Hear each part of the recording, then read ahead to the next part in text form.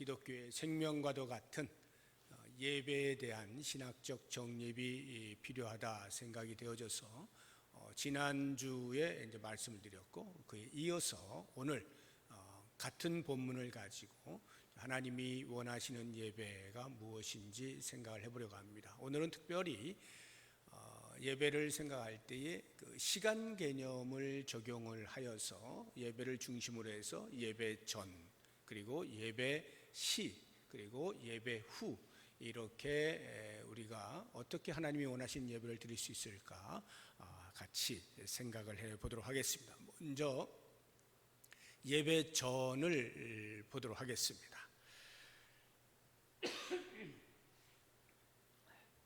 하나님께서 모세를 통해서 이스라엘 백성들에게 너희가 가나안 땅에 들어가게 되면 무엇보다 먼저 나에게 제사를 드려라, 이렇게 명령을 하시죠. 그런데 그 제사를 드리기 전에 반드시 그들이 해야 할 일이 있습니다. 그것이 이제 2절과 3절에 나오는데 우상을 제거하는 거예요. 우상을 둔 신전들을 전부 파멸시키는 것입니다. 먼저 2절을 보시게 되면 너희가 쫓아낼 민족들이 그들의 신들을 섬기는 곳은 높은 산이든지 작은 산이든지 푸른 나무 아래든지를 막론하고 그 모든 곳을 너희가 마땅히 파멸하며, 반드시 파멸해야 된다. 신전들을 다 파멸해야 된다. 어디에 있든지 그 신전 안에 있는 것들 어떻게 해야 되는지 구체적으로 3절에서 더 표현을 하고 있는데요. 3절을 보시면 그 제단을 헐며 주상을 깨뜨리며 아세라상을 불사르고 또 그 조각한 신상들을 찍어 그 이름을 그곳에서 멸하라. 여기를 보시게 되면 이제 그 신전 안에 있는 것들을 없애는데 사용하고 있는 단어들이 헐어라, 깨뜨려라, 불살라라, 찍어라, 멸하라, 이런 식으로 듣기에도 아주 강한 그런 용어들, 무시무시한 용어들을 사용하고 있는 것을 볼 수가 있어요. 이것은 곧 이 명령에 대하여서 어떠한 타협이나 선택의 여지가 없다는 것을 단정적으로 말씀하고 있는 것입니다. 하나님께서는 왜 제사를 드리기 전에 먼저 우상을 멸하라 이렇게 명령을 하셨을까 생각해 볼 때 크게 두 가지를 생각해 볼 수 있어요. 하나는 인간의 연약성 때문입니다. 연약성이라고 하는 말은 이런 거예요. 인간은 기본적으로 눈에 보이는 것으로 안위를 얻으려고 하는 속성이 있다는 말입니다. 이것을 잘 보여주고 있는 것이 이스라엘 백성들이 애굽에서 나와서 시내산에 이르게 되었을 때 하나님께서 모세를 부르시잖아요. 그래서 십계명을 주시고 율법을 주시는데 그 기간이 40일이었습니다. 40일 동안 모세가 시내산 위에 올라가니까 그 밑에 있던 이스라엘 백성들이 초조해지기 시작한 겁니다. 모세가 안 보이는 거예요. 그래서 아론에게 부추겨서 우리에게 신을 보여달라, 이래서 금들을 모아다가 녹여서 금송아지를 만들어서 이 금송아지가 너희를 애굽에서 인도해낸 하나님이다, 이렇게 외치죠. 이 사건을 보시게 되면 금방 인간의 그 속성을 알 수가 있어요. 눈에 보여야 안심을 하는 거예요. 하나님은 눈에 안 보이시잖아요. 그런데 모세라고 하는 걸출한 인물이 하나님의 종으로 등장을 해서 하나님의 능력들을 그들 앞에서 많이 보여주는 겁니다. 그러니까 비록 하나님은 보이지 않으시지만 이스라엘 백성들이 모세를 통해서 어느 정도 그것이 해소가 된 거예요. 야, 그래도 저 모세를 보니까 역시 하나님은 계시는구나, 하나님이 우리 편이구나 하면서 어느 정도 위로를 받고 안위를 얻게 된 거예요. 그런데 그 모세가 사라진 거죠. 시내산으로 가버렸어요. 어느 정도는 버틸 수 있는데 40일 정도 되니까 이게 안 되는 거예요. 그러니까 안달이 난 거죠. 어떻게 해서든지 눈에 보여야 안심을 하겠는 거예요. 그래서 아론을 통하여서 사람들에게 금을 모아다가 금송아지를 만들어 그것을 신으로 섬기도록 하게 되어지는 사건이 벌어지게 되는 것이죠. 하나님께서는 그와 같은 인간의 연약성을 아시는 거예요. 눈에 보이면 어떻겠어요? 안 보여도 만들어서 섬기려고 하는 인간의 속성이라고 할 것 같으면 눈에 보이게 되는 경우에는 거기에 유혹에 빠질 것은 자명한 사실 아니겠습니까? 주변 문화에 동화되어지는 것이 너무 쉬운 거죠. 하나님이 그 사실을 아시는 거예요. 그러니까 아예 눈에 보이지 않게 다 치워버려라, 파멸을 명령을 하시게 된 겁니다. 또 하나 이유가 있다면 그것은 인간의 교만성이에요. 인간의 교만성. 우리가 우상을 숭배하는 사람들을 이렇게 볼 때에 왜 사람들이 우상을 만들까? 왜 우상을 만들어서 섬길까? 이렇게 생각해 보면 우리가 종교학적으로 이해를 하면 이런 거예요.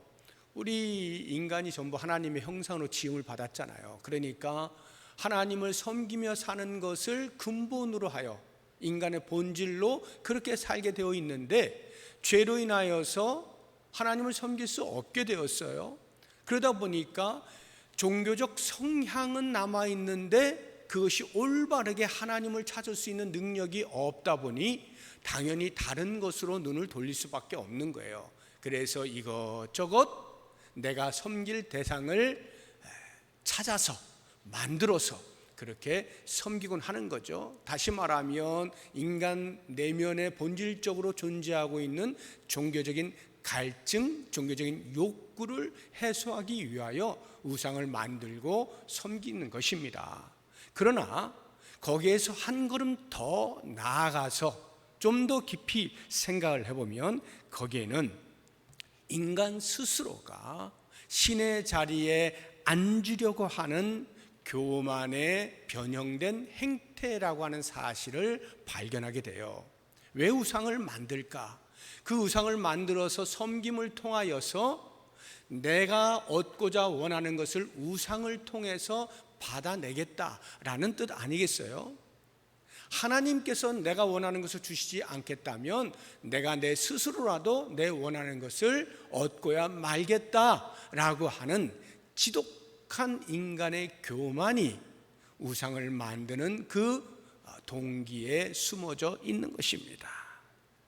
하나님께서 이 사실을 아시는 거예요. 그래서 우상은 아예 근처에 있지도 못하도록 완전히 파멸을 명령을 하시는 거예요. 우리 현대인들에게 있어서의 우상이라고 하면 기본적으로 이제 학자들이 두 가지를 이야기를 해요. 하나는 투박한 우상이다 이렇게 표현하고 또 하나는 세련된 우상이다 이런 표현을 하는데요. 투박한 우상이라는 말의 의미는 눈에 보이는 조각한 우상들, 지금 이 구약 시대에 이스라엘 백성들이 하듯이 또는 가나안 족속들이 하듯이 또는 오늘날에도 많은 종교에서 하고 있듯이 그렇게 조각된 어떤 우상들, 만들어진 우상들, 이것을 이제 투박한 우상이라 표현을 하는데 눈에 보이는 것을 말하는 겁니다. 이런 우상이 있는가 하면 또 다른 우상은 세련된 우상이에요. 이거는 인비저블, 보이지 아니하는 우상입니다. 우리 기독교인들에게 있어서 첫 번째 우상인 투박한 우상, 보이는 우상은 사실 크게 문제가 되진 않아요. 왜냐하면 이미 그 부분에서는 이제 우리 한국의 기독교도 135년이 되어져서 그 기간 동안에 계속되는 성경 연구 공부를 통해서 어느 정도 기독교의 교리들이 자리를 잡았어요. 그래서 우상이 얼마나 해악된 것인가 하는 것 정도는 다 알기 때문에 거기에 이제 여전히 유혹이 되어지는 사람은 많지 않다 이렇게 보여집니다. 그런데 우리 기독교인들이 정말로 조심해야 되는 부분은 이 두 번째 이 세련된 우상이라고 하는 것인데요. 눈에 보이지 않는 우상입니다. 예를 들면 하나님보다 더 사랑하는 그 어떤 것, 이것을 우리는 세련된 우상이라 이렇게 볼 수가 있어요. 재물을 사랑하는 것, 하나님보다 내가 돈을 버는 일이라고 하면 일단 하나님이 갑자기 뒤로 밀려나가는 이런 현상들, 이것은 재물이 이미 우상이 되어져 있는 것이죠. 또는 나의 취미라든가 또는 나의 건강이라든가 내 친구라든가 또는 명예나 권력, 이런 것들이 하나님을 사랑하는 것보다, 하나님을 섬기는 것보다 우선되어질 때 이미 그것은 우리에게 우상으로 자리 잡고 있는 거예요. 눈에 보이지는 않죠.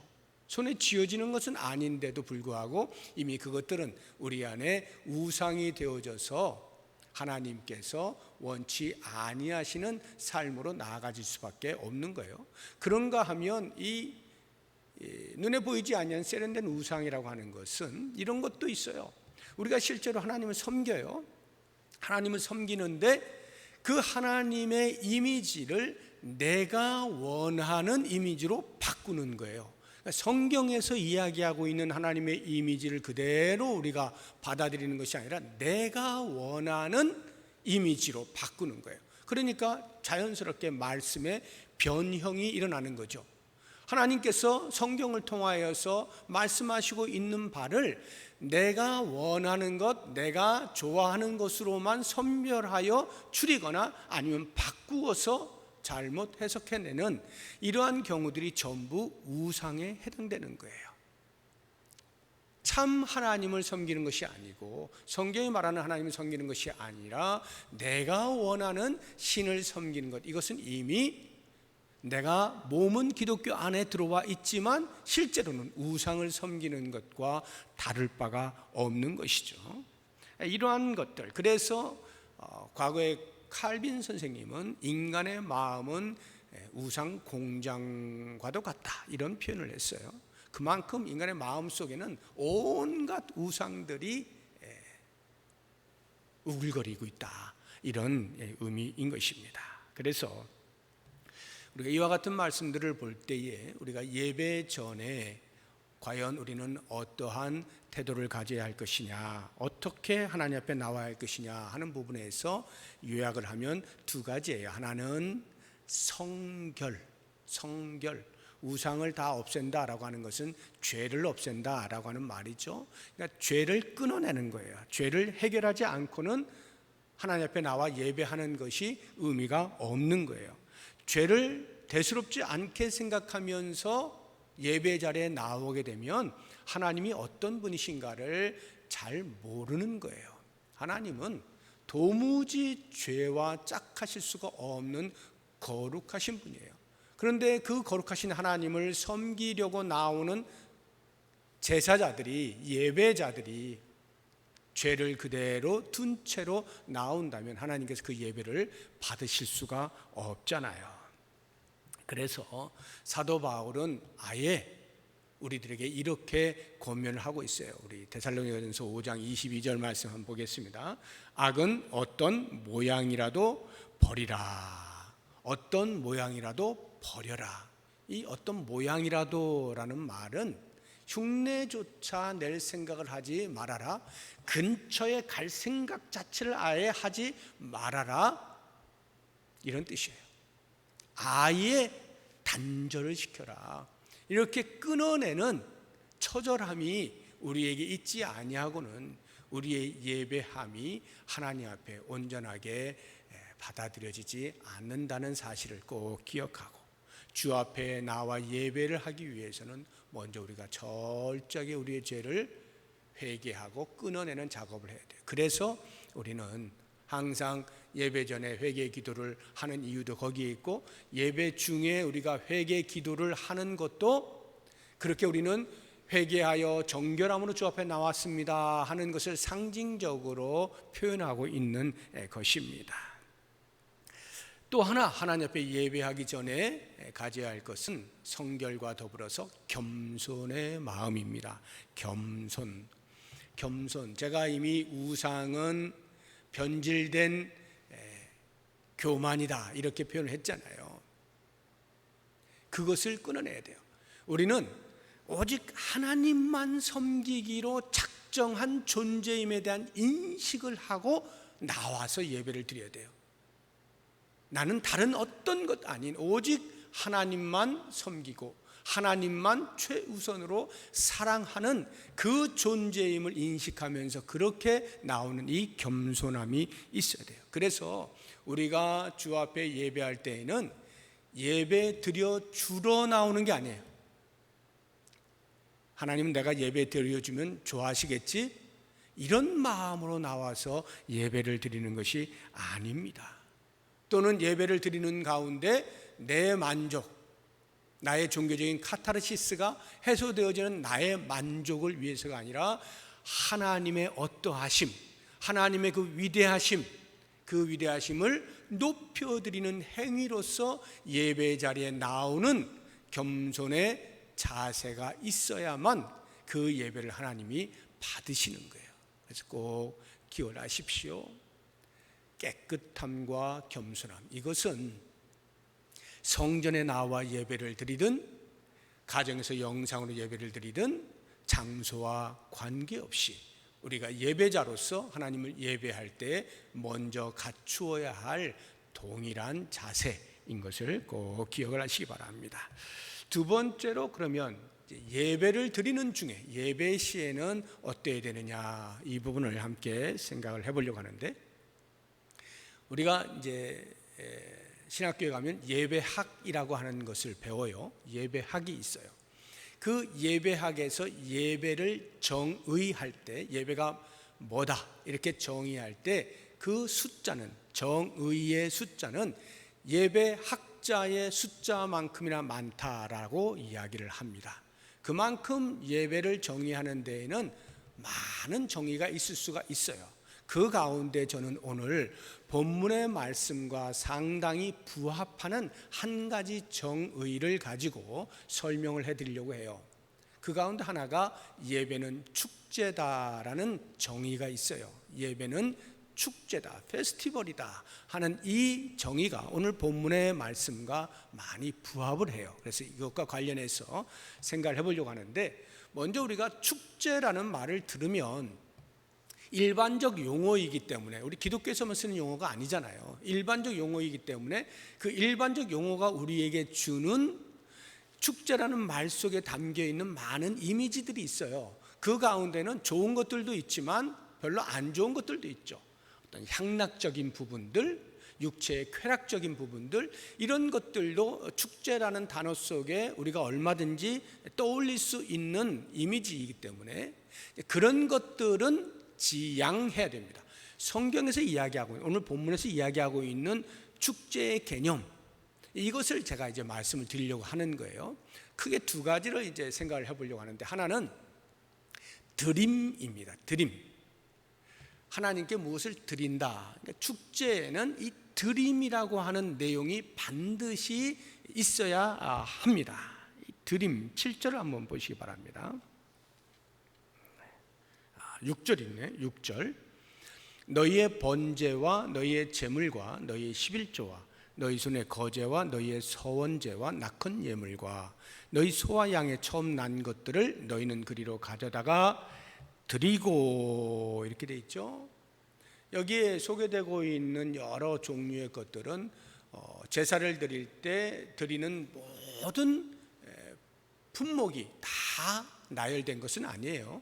일부가 소개가 된 것입니다만, 이렇게 제사를 드릴 때는 반드시 하나님께 드리는 행위가 있어야 한다는 것입니다. 왜 하나님께서는 제사 가운데에서 그렇게 제물을 요청하시는가, 인간으로 하여금 무엇인가를 드리도록 하는가, 이 부분에 있어서는 기본적으로 그 드림을 통해서 하나님이 더 풍요로워지시기 때문은 아니에요. 이미 하나님은 모든 것을 다 가지고 계신 분이잖아요.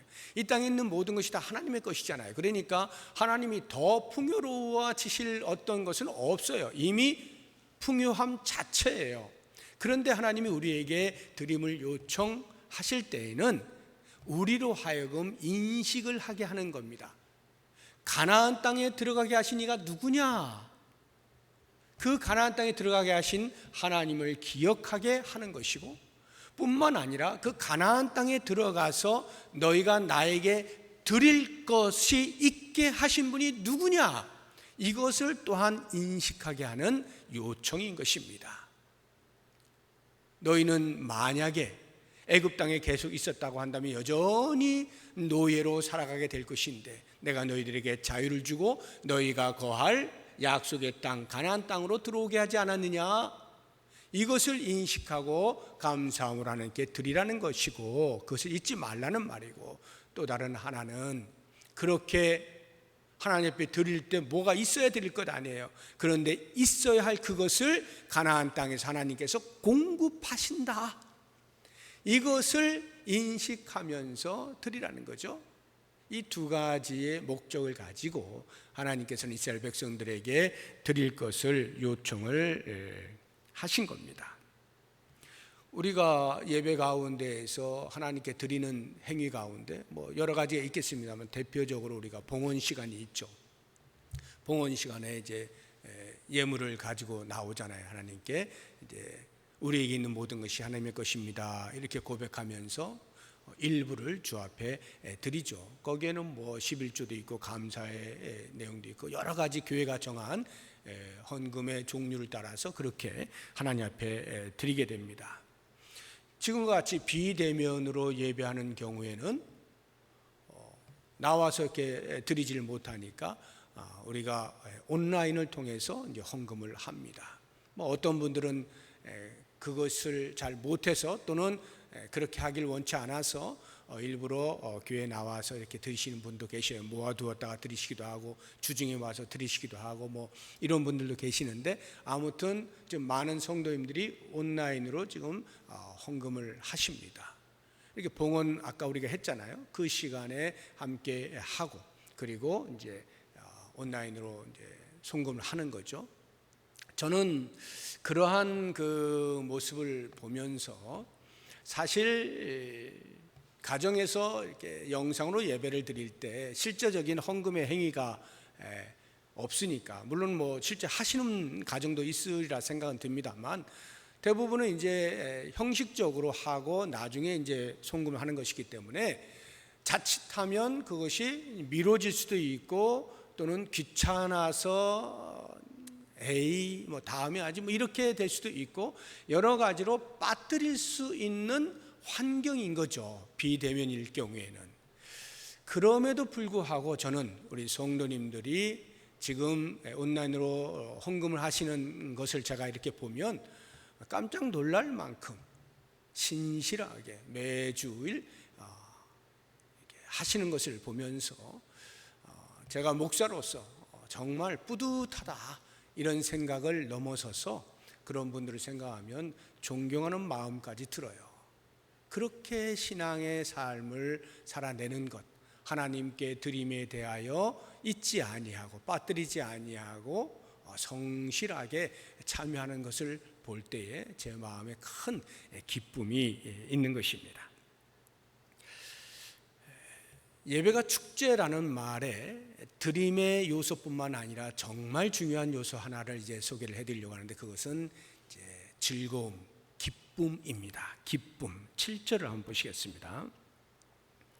거기 곧 너희 하나님 여호와 앞에서 먹고 너희 하나님 여호와께서 너희의 손으로 수고한 일에 복 주심으로 말미암아 너희와 너희의 가족이 즐거워할지니라. 너희와 너희의 가족이 즐거워할지니라. 이 즐거워한다는 것, 이 기쁨이, 이 축제는 반드시 있어야 돼요. 근데 그 기쁨이라고 하는 것이 두 가지를 갖는데, 하나는 자발적이어야 하는 것입니다. 강제로 자 지금부터 기뻐해, 지금부터 웃어, 이래서 즐거움이 발생하는 게 아니라 자발적으로 기쁨이 생성되는 것을 의미해요. 왜냐? 다시 7절을 보시게 되면 중간에 여호와께서 너희의 손으로 수고한 일에 복 주심으로 말미암아, 이렇게 돼 있어요. 너희의 손으로 수고한 일에 합당한 대가를 주시는 복, 그 복으로 말미암아 기뻐한다, 이 말이에요. 그러면 이 말의 의미는 우리가 예배를 드릴 때에 어떻게 해서 우리가 기쁨으로 예배를 드릴 수 있느냐? 하나님께서 우리의 일상 가운데에서 우리가 손으로 일한 것에 대하여 그 대가로 복을 주신다 하는 인식이 있어야만 기쁨이 생성이 되는 거죠. 일상의 삶에서 하나님께서 우리에게 생업을 통하여 먹을 것을 공급해 주신다는 인식이 없는 한, 그저 내가 열심히 일해서 내가 겨우겨우 하루하루 먹고 사는 거야 라는 생각을 하고 있는 한에 있어서는 하나님 앞에 예배를 드릴 때 기뻐할 동기가 안 생겨요. 별로 뭐 없어요, 기뻐할 이유가.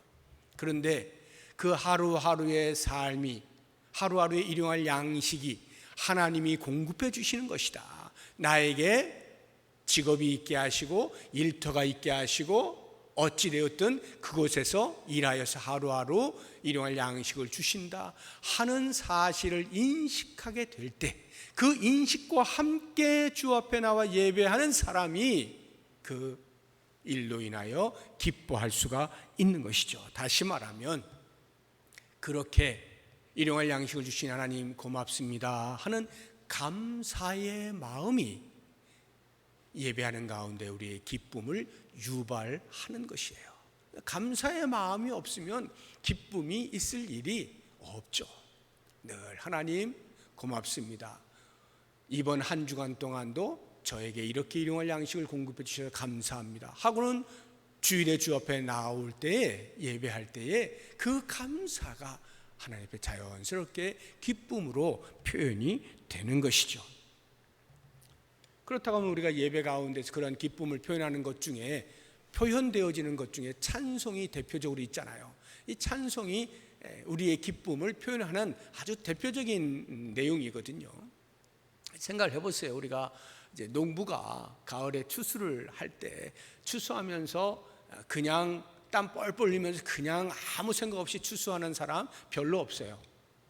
거의 대부분 콧노래를 부르죠. 왜요? 추수를 하니까요. 수확을 하게 되니까요. 이야 좋구나, 좋아 하고는 자기도 모르는 사이에 콧노래가 흥이 나기 마련인 것이죠. 그럼 우리가 하나님 앞에 일용할 양식을 주신 하나님 고맙습니다, 감사합니다 하고 예배를 드리면서 찬송을 부를 때 자연히 그 찬송의 소리가 어떠하겠어요?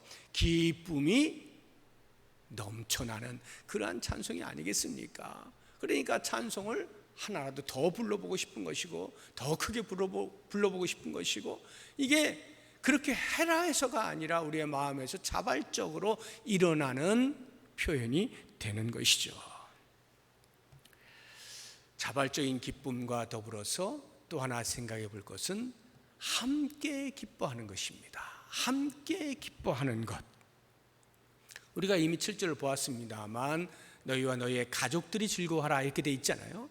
12절 말씀을 보면 좀 더 추가가 됩니다. 신명기 12장 12절 말씀 보면 너희와 너희의 자녀와 노비와 함께 너희 하나님 여호와 앞에서 즐거워할 것이요, 노비까지도 포함이 됩니다. 뿐만 아니라 내 성중에 있는 레위인과도 그리할지니 레위인은 너희 중에 분깃이나 기업이 없습니다 해서 이 가족의 범위가 상당히 확대되어지고 있는 것을, 확장되어지고 있는 것을 볼 수가 있어요. 예배에 참여하는 모든 사람들이 다 함께 기뻐하는 것. 그래서 그 모인 자들이 이제 하나님 앞에 제물을 드리고 나면 그 제물을 같이 나누어 먹잖아요. 물론 이제 제사장에게만 드려지는 그 제사도 있고 예물도 있고, 또 하나님께 완전히 불태워 없애버리는 그러한 예물도 있지만, 또 어떤 것은 함께 나누어 먹는 그러한 이제 제사의 예물도 있거든요. 이렇게 함께 먹는다 할 때에 누구는 먹고 누구는 안 먹고가 아니에요. 그 자리에 참여한 모든 사람들이 같이 먹는 거예요. 그러니까 소외가 없고 차별이 없이 함께 먹는 거거든요. 이런 것이 이 기쁨의 특징이에요. 기뻐할 때 함께 기뻐하는 것입니다. 그래서 저는 이제 성도님들이 이렇게 성전에 나오셔서 예배를 드릴 때는 어쨌든 간에 얼굴을 보잖아요. 그리고 뭐 이렇게 인사라도 하게 되어지는 거고, 뭐 식당에 내려가면 식사하면서라도 교제하면서 그런 기쁨들이 이제 함께 나누어지는 거예요. 어찌되었든 부분적으로나마 그런 것들이 가능한데, 비대면으로 예배를 할 때는 이것을 어떻게 실현해낼까, 이게 고민이 되는 거예요. 제 마음속에 숙제인 거예요. 함께 기뻐하는 이 예배의 특성을 비대면의 예배 속에서는 어떻게 구현할 수 있지, 이 고민이 돼요. 지금도 여전히 숙제입니다만 여러 가지 생각들은 듭니다. 지금은 뭐 이제 워낙 간헐적이어서 시도를 별로 하지 않았습니다만, 이게 이제 자주 일어나게 되어지면 이제 제가 좀 해보려고 하는데, 예를 들면 우리 성도님들이 어떻게 살고 있는지, 또는 성도님들의 얼굴이 그나마 예배 가운데서 같이 이렇게 공유가 되면 함께의 기쁨이 그나마 그래도 어느 정도 구현되지 않을까 하는 생각이 들어서, 뭐 우리 성도님들이 그동안에 살아왔던 삶의 이야기를 간단하게 간증 형식을 빌려서 이렇게 할 수도 있고, 또는 뭐 아주 간단한 안녕하세요, 저희 무슨 가족이에요, 누구누구예요 하고 이렇게 식구들이 같이 카메라 앞에서 찍은 것을 우리 교회 화면에서 이렇게 보여주고 하는, 이런 식으로라도 같이 이렇게 마음을 모으고 함께 기뻐하는 이러한 예배 특성을 구현해낼 수 있지 않을까 지금 생각을 해보고 있습니다.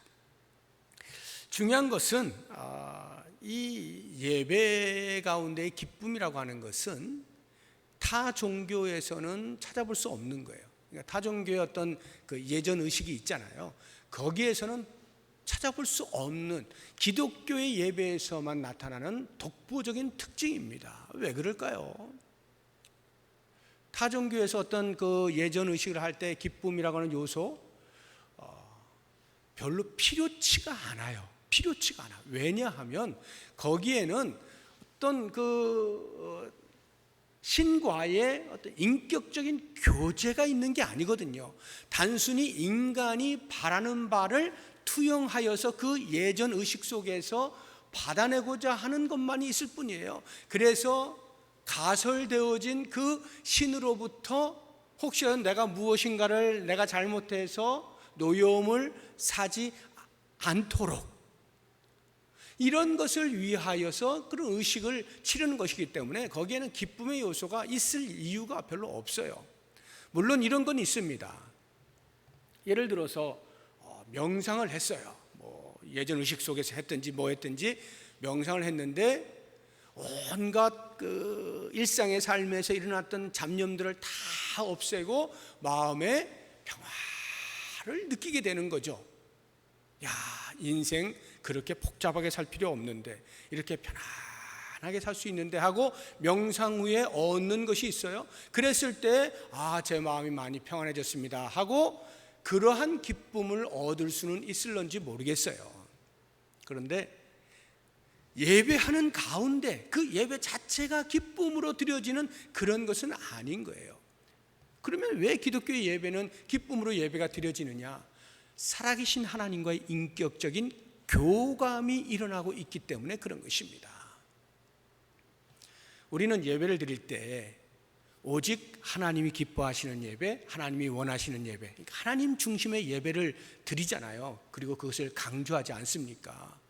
오직 하나님이 받으시는 예배를 우리가 드려야 한다고 집중을 하지만, 정작 제가 입장을 바꾸어서 하나님은 어떻게 받으실까?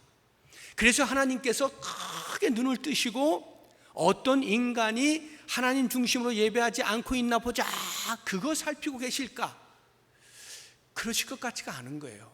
오히려 그 반대로 하나님은 우리들에게 무엇을 어떻게 좀 줄 게 없을까, 이렇게 생각하시면서 그 예배를 받지 않으실까 하는 생각을 해보는 거예요. 다시 말하면 우리 편에서는 예배가 하나님 중심의 예배지만, 하나님 편에서 볼 때는 예배가 우리 중심의 예배일 수가 있겠다 하는 생각을 해보는 거예요. 이제 조금 있으면 추석이잖아요. 이제 명절이 되면 보통 다 고향에 가서 부모님을 이제 뵙죠. 자식된 도리로서는 어때요? 부모님 이제 찾아뵙는 것, 그것이 부모님이 기뻐하실 거야 해서 길이 멀어도 힘들어도 여러 가지 상황이 안 좋아도 어떻게든지 가서 뵙잖아요. 그래, 뭐 부모님 사실 날도 얼마 남지 않았는데 그래도 부모님께 효도해야지, 부모님을 기쁘게 해드려야지 하고는 찾아가는 거 아니겠어요? 뭐 틀린 게 아닙니다. 맞죠. 그런데 정작 그 자녀가 찾아왔을 때 부모들은 어떨까요? 부모들은요, 당연히 기뻐하시죠. 야, 너희들이 어려운데 힘든데 그래 또 왔구나. 기뻐하시죠. 그러나 그래서 끝 이러지 않는다고요. 어느 부모가 그렇게 해서 자, 너희들 이제 나 찾아왔으니 이제 가라 이러시는 부모 없어요. 어떻게 해요? 다시 이제 일상의 삶으로 돌아갈 때 부모들은 집에 있는 거 구석구석 여기저기 이미 자식들 오면 주려고 준비해 놓은 것 여기저기서 꺼내가지고 한 보따리 만들어가지고 손에 쥐어주고 보내는 거 아닙니까? 자식들이 오면 당연히 부모가 기쁘죠. 그러나 그 기쁨으로 끝나는 것이 아니라 부모는 또 자식들 일상에 살면서 필요한 것들, 이게 필요하겠지 저거 필요하겠지 다 생각하면서 하나하나 쌓아주는 거예요. 이게 부모의 심정이거든요. 하나님께서 우리의 예배를 받으실 때 분명히 그러한 마음이 아니실까? 그러면 하나님께서 우리가 하나님을 중심하여서 기쁨으로 예배를 드릴 때 그 예배 가운데 하나님이 말할 수 없는 은혜를 부어주시는 거죠. 우리 가운데 차고 넘치는 은혜들을 부어주시는 거예요. 우리는 하나님을 중심으로 예배한다 하는데 하나님은 우리에게 뭐 하나 더 주실 게 없을까 싶어서 그렇게 주시는 예배. 그러니 그러한 예배에 어찌 기쁨이 없을 수가 있겠느냐 이 말이죠. 그래서 우리는 예배가 축제다라는 이 정의에 따라서 크게 두 가지, 하나는 하나님 앞에 드리는 것과 기쁨으로 하나님을 예배한다는 것, 이 두 가지를 꼭 기억하시면 좋겠고, 이제 마지막으로 그럼 예배를 마치고 나면 어떻게 될 것이냐, 그것이 하나님이 원하시는 예배와 관계가 있는가? 그렇습니다. 깊은 관계가 있습니다. 예배와 우리의 일상의 삶은 연속성을 가져요. 끊어져 있는 것이 아닙니다. 기독교의 예배는 우리의 삶으로 연결이 되어질 때 비로소 의미가 발생하는 거예요. 진정한 의미는 삶에서 그 예배함이 구현되어질 때에 나타나게 되는 것입니다. 우리가 삶의 터전이라고 하면 대부분의 시간을 보내는 곳이 삶의 터전이 되겠죠. 그것이 직장이 되었든 가정이 되었든 어디 뭐 일터가 되었든 어디가 되었든지 우리가 대부분의 시간을 보내는 곳, 삶의 터전일 것입니다. 바로 거기에서 하나님께서는 우리에게 예배자의 삶을 요구하시는 거예요. 그래서 우리가 하나님께 드리는 예배, 사도 바울의 말을 빌려서 우리가 표현을 하자면 하나님이 기뻐하실 만한 영적 예배는 무엇이냐, 이 부분을 로마서 12장 1절에서 이렇게 표현을 하고 있죠. 우리 12장 1절 한번 보겠습니다. 그러므로 형제들아, 내가 하나님의 모든 자비하심으로 너희를 권하노니 너희 몸을 하나님이 기뻐하시는 거룩한 산 제물로 드리라. 이는 너희가 드릴 영적 예배니라. 우리가 하나님 앞에 드릴 예배, 이것은 일상의 삶에서의 예배를 지금 말하고 있는 거예요. 하나님이 기뻐하시는 거룩한 산 제물로 너희의 몸을 드려라. 다시 말하면 우리의 몸이 있는 곳, 그 삶의 터전, 거기에서 산 제물로 드리면서 살아라 이 말이에요. 산 제물로 드린다는 말, 그게 도대체 무슨 말이냐, 그것을 설명하는 것이 로마서 12장 2절 그 다음에 나오는 말씀이에요. 보겠습니다. 너희는 이 세대를 본받지 말고 오직 마음을 새롭게 함으로 변화를 받아 하나님의 선하시고 기뻐하시고 온전하신 뜻이 무엇인지 분별하도록 하라. 두 가지를 이야기하고 있죠. 하나는 이 세대를 본받지 않는 것이 우리의 몸을 산 제물로 드리는 것이다. 이 세대를 본받지 않는 것, 이 세대라고 하는 것은 세상의 풍습, 관습, 좋지 않은 흐름들, 문화들, 이러한 것들에 대하여서 본받지 않는다는 것, 다시 말하면 적당히 섞여서 같이 그냥 적당히 순응하며 가는 것, 이런 것을 하지 말라는 말이에요. 나는 하나님 앞에 드리는 산 제물이에요. 하나님이 받으시는 제물이 되어야 돼요. 그러니까 이 땅에 죄악된 것들과 적당히 땅이 손잡고 이렇게 가서는 절대로 하나님이 받으시지 않죠. 그러니까 그것으로부터 벗어나야 돼요. 본받지 않아야 돼요. 끊어내야 돼요. 그리고는 그 다음 하나님의 뜻을 분별하는 것입니다. 하나님의 선하시고 기뻐하시고 온전하신 뜻을 분별하는 거예요. 분별한다는 것은 자, 하나님의 뜻이 무엇일까 아는 것에서 그친다는 말이 아니겠죠. 그것을 알아야 거기에 따라 실행을 하니까 먼저 분별을 하고 그 분별되어진 것을 따라 그렇게 살아라 이 말이죠. 그러자고 하니까 하나님의 말씀에 대한 끊임없는 추구가 필요해요. 끊임없이 하나님의 말씀을 살펴야 돼요. 과연 하나님은 나에게 무엇을 원하시는가? 성도로서 살아야 할 삶의 모습이 무엇인가? 말씀을 통해 계속해서 찾아내는 것입니다. 그리고는 실제로 그렇게 살아내는 거예요. 그런데 이 부분에서 우리는 많이 놓쳐요. 어떻게 놓치느냐? 나의 삶이 성경에서 요청하고 있는 바의 삶을 살아내기에는 너무나 세속적인 거예요. 그러다 보니까 내가 그리스도인이라고 하는 사실을 밝히고 싶지 않아요. 왜?